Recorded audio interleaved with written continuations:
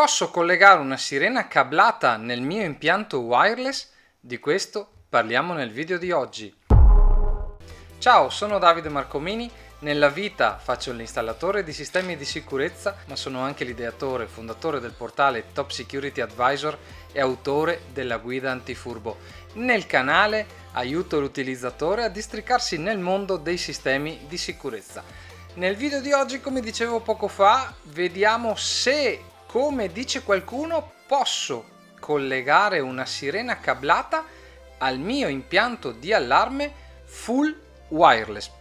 Ho detto full wireless non a caso, perché mi riferisco a quel tipo di impianti prettamente smart che vanno di moda, che non hanno uscite, non hanno relè dedicati alle apparecchiature cablate. E quindi qualcuno sta facendo dei video che ho visto anche qui su YouTube, nei quali ti spiega come collegare una sirena cablata ad un impianto di allarme full wireless. Ecco, di questo vorrei parlare perché vi stanno insegnando di fare degli errori macroscopici.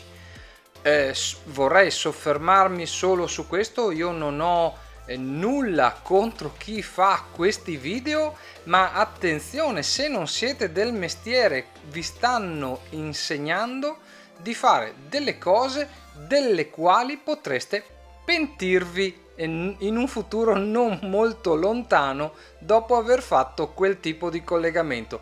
Ma per spiegartelo nel modo migliore ho bisogno della lavagna e di farti uno schemino, quindi ci vediamo tra poco. Eccoci quindi alla nostra lavagna, nella quale ti ho disegnato una sirena cablata collegata ad un relè che si collega wireless. Abbiamo detto che la centrale non ha uscite cablate, non è in grado di alimentare nemmeno direttamente un'apparecchiatura cablata. Andiamo a vedere quindi che cosa ti spiegano in questi video per convincerti, per farti collegare una sirena cablata ad un impianto full wireless che non potrebbe fare questa cosa in particolare.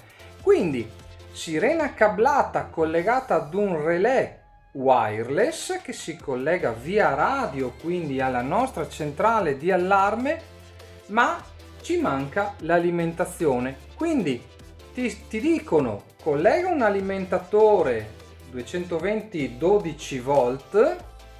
Qui quindi abbiamo i nostri 12 volt che vengono passati attraverso il relè, il quale alimenta la sirena. Attenzione, fino a qui tutto bene. Qualcuno potrà dire beh, funziona. Sì, funziona, ma qual è il grosso problema del quale potresti pentirti presto, nell'immediato direi?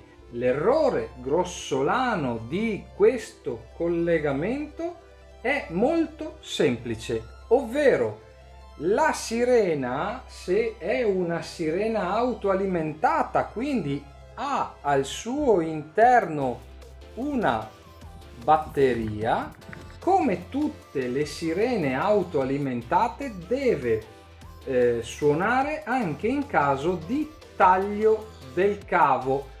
Questo si traduce come? Si traduce nel fatto che se io spengo questo alimentatore non avrò più alimentazione, non avrò più 12 volt in questo relè e quindi la mia sirena inizierà a suonare. Tutte le volte che mi manca la corrente, la mia sirena inizierà a suonare. Ebbene sì, purtroppo se si tratta di una sirena autoalimentata, questo è ciò che deve fare.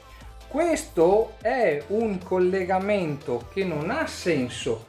Avrebbe senso se questo fosse un alimentatore carica batterie e qui ci fosse collegata una seconda batteria di backup, come nelle centrali di allarme cablate. Ecco che allora mi si spegne l'alimentatore, ma la mia batteria tiene in funzionamento la sirena. Altrimenti questo è un collegamento che funzionerà.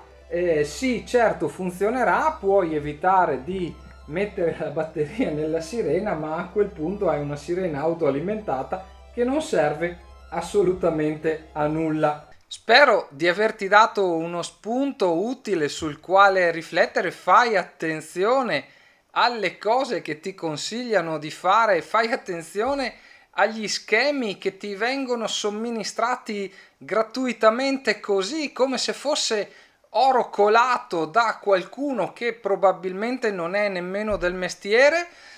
Spero di averti dato uno spunto utile sul quale riflettere anche nel video di oggi. Ringrazio tutti coloro che si sono iscritti al canale. Se non l'hai ancora fatto, iscriviti, spunta la campanella per non perderti i contenuti che andrò a pubblicare in futuro. Ci vediamo in un prossimo video. Ciao!